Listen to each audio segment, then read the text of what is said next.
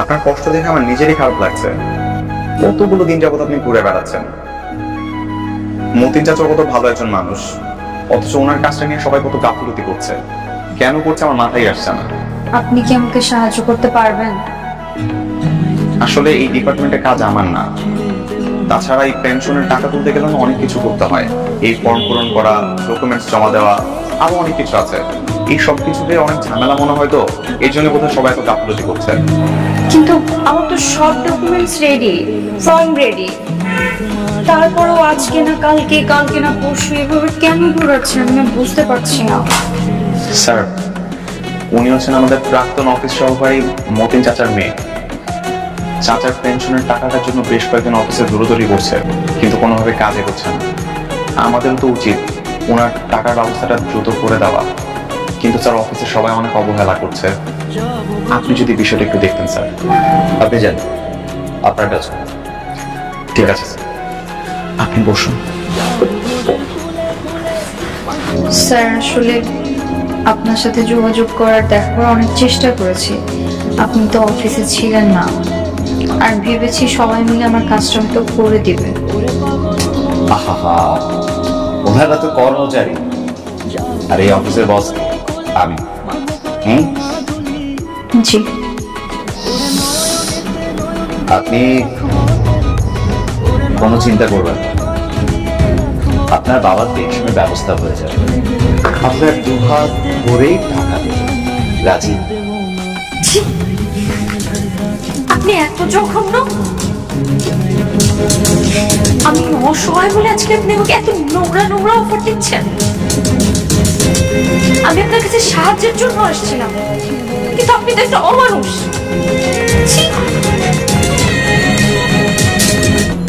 আমাদের বড় স্যার এত খারাপ, আমার ন্যূনতম ধারণা ছিল না। ছি! আমি সব আশা ছেড়ে দিচ্ছি। এই টাকা আর আমি তুলতে পারবো না। না, আপনি আশা ছাড়বেন না। আপনি এখনই থানায় যাবেন, ওনার বিরুদ্ধে শক্ত অভিযোগ করবেন। একে তো পেনশনের টাকা নিয়ে হয়রানি করাচ্ছে, তার উপর আবার কিনা শ্লীলতাহানির চেষ্টা। আপনি এখনই থানায় যান। আপনি কালকে একটু কষ্ট করে ওনার অফিসে যাবেন, উনি আপনাকে টাকা দিয়ে দেবেন। আর যদি টাকা না দেন তাহলে কালকেই ওনার নামে ডায়েরি করবেন। হ্যালো, আপনার নামে তো একটি মেয়ে এসেছিল ডায়েরি করতে। আমার নামে? কে? কোন মেয়ে? আপনার অফিসেরই একজন স্টাফ, মতিন মিয়ার মেয়ে। আমার নামে? আরে আপনি কই যাইতেছেন? ওহো, বুঝতে পারছি, আপনি তো জিএল স্যারের কাছে আসছেন, তাই না? জি জি, আজকে আমার ফাইলটা সিগনেচার করে আমাকে টাকাগুলো দিয়ে দেওয়ার কথা। স্যার আছেন না? না না, স্যার তো অফিসে নাই। উনি কোথায় গেছেন? কখন আসবেন? স্যার তো বাসা চলে গেছে, কিন্তু যাওয়ার সময় আমার বলে গেছে আপনি যদি আসেন তাহলে আপনাকে বাসা পাঠিয়ে দিচ্ছি। বাসায় কেন? সাইন তো সাইন লাগবে না? না না, আমার একা একা ওনার বাসায় যাওয়া ঠিক হবে না। আমি তার থেকে কালকে আসবো। আরে না না না, আপনি কি বলতেছেন? কালকে আসতে গেলে তো আপনি 3 মাসের পিছিয়ে পড়ে যাবেন। মানে? মানে বুঝেন নাই, স্যার তো বিদেশ চলে যাবেন, আসতে নাকি 3 মাস সময় লাগবে। তার মানে আপনি 3 মাসের পিছনে পড়ে যাবেন। আয় হাই, তাহলে আমি এখন কি করবো? আমি তো ওনার বাসাও চিনি না। আপনি কি ওনার বাসা চেনেন? আমাকে কি নিয়ে যেতে পারবেন? আমি আমি আমি চিনি, আমি চিনি। আপনি যদি বলেন তাহলে আমি আপনাকে চিনে নিয়ে যেতে পারবো। আচ্ছা, পরে কথা বলছি। স্যার আসসালামু আলাইকুম। ওয়ালাইকুম সালাম। নিয়ে আসছি স্যার। আচ্ছা, যা, তুই তোর নিজের কাজ কর। আমি ওর কাগজপত্র দেখে সাইন করে দিচ্ছি।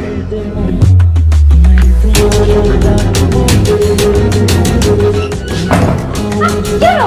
আপনি আপনি দরজা বন্ধ করছেন কেন? হ্যাঁ? তুই আমার নামে কেস করতে গেছিলি, তাই না? কর, কেস কর। আমি তোরা এত দারুণ একটা অফার দিলাম, তোর পছন্দ হলে রাখতি, পছন্দ না হলে চলে যায়। তুই আমার নামে কেস করতে গেলি কেন?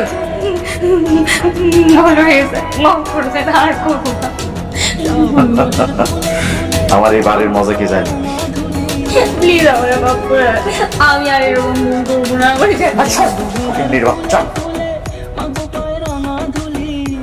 দেমাগ আমি এবার দেখি। স্যার আসসালামু আলাইকুম। ওয়ালাইকুম আসসালাম চাচা, এত রাতে কল করলেন, কোনো সমস্যা? স্যার আমার মেয়ে রূপা আজকে আমাদের অফিসে এসেছিল, তো তো এখনো ফেরেনি। কি এখনো আমাদের অফিসে? কি বলছেন চাচা? আমি তো আজকে সারাদিন অফিসে ছিলাম, ওকে তো একটা বড় অফিসে দেখিনি। অফিসে যায় নাই, কিন্তু ও তো আমার অফিসে যাবে বলে এই বাসা থেকে বেরিয়েছে। আচ্ছা ঠিক আছে চাচা, আপনি একটু চিন্তা করবেন না, আমি দেখছি, খোঁজ পেলে আপনাকে ফোন দিয়ে জানাবো, কেমন?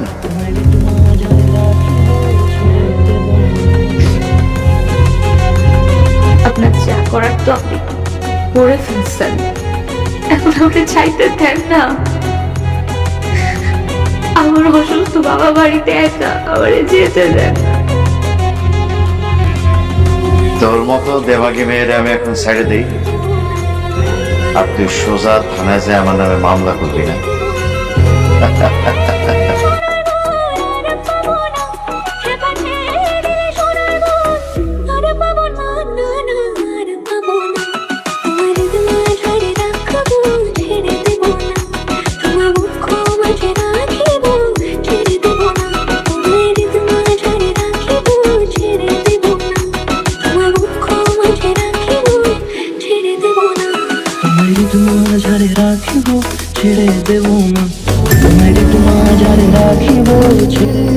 চাচা চাচা রূপা একটু বাড়ি ফিরিনি? না না না স্যার, আর বাসা ধরে নিয়ে আনা। চাচা আপনি নিজেই তো অসুস্থ, এই রাতে বেলা ওকে এরকম ভাবে খুঁজে বেড়াচ্ছেন? ও হয়তো কোনো মেয়ে বন্ধুর বাসায় গেছে। হ্যাঁ, আমি আমার মেয়ের আগে বাড়ি যাবো, মাত্র আমি কোথাও দেখবো। চাচা আমি আপনাকে কথা দিচ্ছি, আমি রূপাকে খুঁজে নিয়ে আসবো, আপনি নিশ্চিন্তে বাড়ি যান। হ্যালো অফিসার, কি খবর? কি মিয়া মানুষ নাকি অমানুষ? আমি আপনাকে একটা সুযোগ দিয়েছিলাম মেয়েটার সঙ্গে ঝামেলা মিটিয়ে ফেলার জন্য, আপনি উল্টো সেটা নিয়ে আরো বাড়াবাড়ি করেছেন। কোনো সমস্যা নেই, আপনাকে তো এখন জেলের ভাত খেতে হবে। আমার কিচ্ছু করার নেই। আর শুনুন, আমার উইদাউট পারমিশনে আপনি বাসা থেকে কোথাও মুভ করবেন না, আর যদি মুভ করেন তাহলে কিন্তু অনেক বড় ধরনের ঝামেলা হয়ে যাবে। আমি জানি তুমি তোমার বাবাকে অনেক ভালোবাসো, পৃথিবীতে তোমার বাবা ছাড়া এত আপন আর কেউ নেই তোমার। শুধুমাত্র তার কথা ভেবে আমি তোমাকে ছেড়ে দিচ্ছি, তবে একটা শর্ত আছে। কি সত্য? তোমার বাবার নামে কসম কেটে বলতে হবে আমাদের মধ্যে যা যা ঘটেছে তুমি কখনো কাউকে কিছু বলবে না। কাউকে কিছু বলবো না, আমাকে যেতে দেন।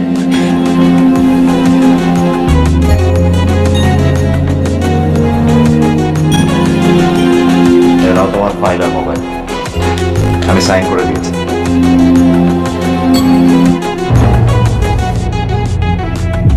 যাবো ব্রজের কুলে কুলে,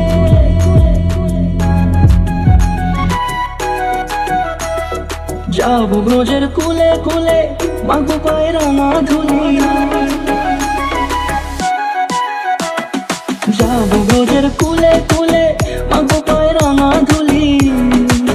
ওরে পাগল মন, যাবো ব্রজের কুলে কুলে, মাগো পায়ে রাঙা ধুলি। ওরে নয়নেতে নয়ন দিয়ে রাখবো তারে, ওরে নয়নেতে নয়ন দিয়ে রাখবো তারে। চলে গেলে চলে গেলে যেতে দেব না, যেতে দেব না। ছেড়ে রাখবো, ছেড়ে দেব না। আপনার বাবার প্রভিডেন্ট ফান্ডের টাকাটা চলে আসছে, একটাবার অফিসে এসে টাকাটা নিয়ে যাবেন। ছেড়ে দেব না, তোমার মাঝারে রাখিব, ছেড়ে দেব না। টাকা দিয়ে এখন কি করব? আমার বাবা তো চলেই গেছে, আপনাদের টাকা আপনাদের কাছেই রেখে দেন। এটা আমাদের টাকা হতে যাবে কেন? এটা আপনার বাবার পাওনা টাকা, প্লিজ একটাবার আসবেন। এটার ভিতরে পেপারস গুলোতে একটু সিগনেচার করুন। আমি একটু আসছি।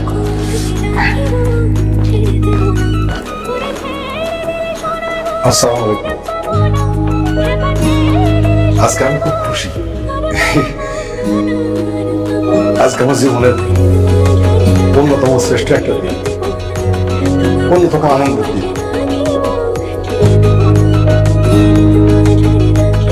আমি একটা সামান্য প্রিয়, আপনাদের সামান্য সেবা করছি, আপনাদের কলবাস মতো চা কফি আইনে দিচ্ছি, আপনাদের ফাইলপত্র আগাই দিচ্ছি, আপনাদের টেবিল মুছছি। আমি খুবই সামান্য একজন কর্মচারী। সেই কর্মচারীর শেষ বিদায়ের দিনে আপনারা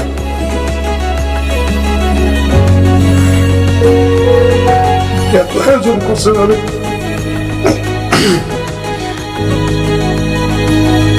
আমি কে খুশি আমি কইলে বোঝাতে পারবো। আমি না আপনাদেরকে কোনো সময় পর ভাবি না, সবসময় নিজে নিজের পরিবার মনে করছি, আপন পরিবার, আমার সন্তানের মতো। সেই জন্য যাওয়ার বৃষ্টি উপেক্ষা করে আপনাদের বাড়িতে আমি ছুটে গেছি। ওই যে পরিবার, সন্তান, সেইটা মনে করছি, বুঝলেই তো ওর বাপের অফিসের শেষ দিন এত ভালোবাসা দেখার জন্য।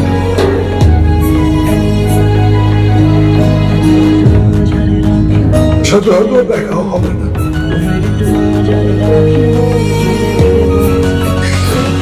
তো যদি কোনো অন্যায় করে থাকি, আপনাদের মনে ব্যথা দিয়ে থাকি, আপনার নিজে করে ক্ষমা করে দেবেন আমাকে।